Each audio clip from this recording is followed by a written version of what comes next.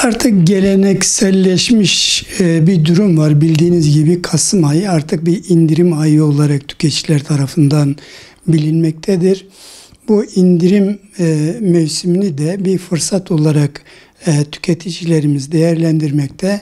Ama ne yazık ki bu süreçte bunu fırsat bilen gerek dolandırıcılar gerekse doğru olarak işini yapanları tenzih ederek diğer bir kısım satıcıların da bunu bir haksız kazanç kapısı olarak değerlendirmeye çalıştıklarını görüyoruz. Derneğimize gelen şikayetlerden de bu tür durumlarla karşılaştığını biliyoruz. Burada tüketicilerimize iyi bir piyasa araştırması yapmadan, kalite ve fiyat araştırması yapmadan ihtiyaçlarının sağlanması konusunda hemen karar vermemelerini talep ediyoruz. Ve mutlaka bilinen yerlerden. Ama biraz önce söylediğim gibi internet üzerinden olsun, başka yerlerden olsun ucuz fiyat adı altında tüketicilerimizin zaman zaman dolandırıldığına dahi şahit olmaktayız.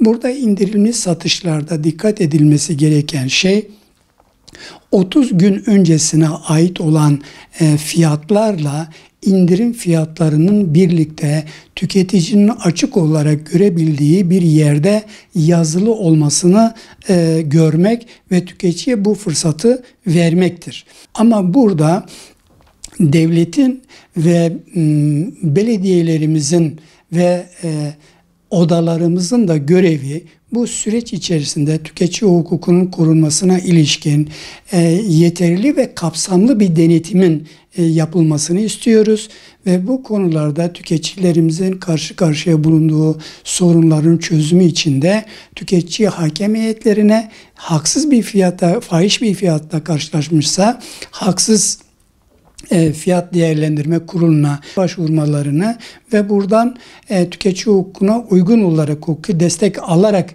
şikayetlerini yapmalarını öneririz. Bakanlığımızın bu konuda denetleme yaptığını biliyoruz ama sadece bu denetimlerde bir ceza ile işin yürütülmesi caydırıcılık açısından yeterli olmuyor.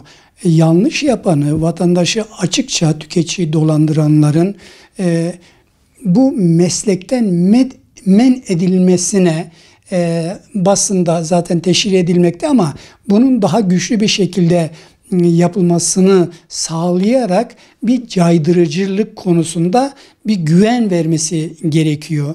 Bakanlığımızın yaptığı denetimler daha kapsamlı bir şekilde sürdürülmeli ki ancak o şekilde tüketicinin korunması mümkün olabilir. Bu bakımdan denetim son derece önemlidir. Bu fiyat konusunda hiçbir zaman tüketici emin olmamıştır. Neden? Çünkü bu indirim sürecinde 30 gün önceki fiyatıyla bu indirimli fiyatı tüketici emin olamamakta.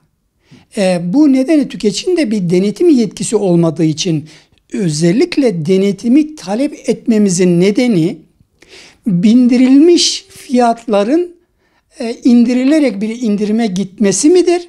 Yoksa gerçekten bir sezon indirimi, bir mevsim indirimi midir? Tüketicilerin gerçekten yararına yapılan bir indirim midir? Bu konuda bakanlığımızın yaptığı seri ve kapsamlı denetimlerle ortaya çıkacağı için bu denetimleri önemsiyoruz.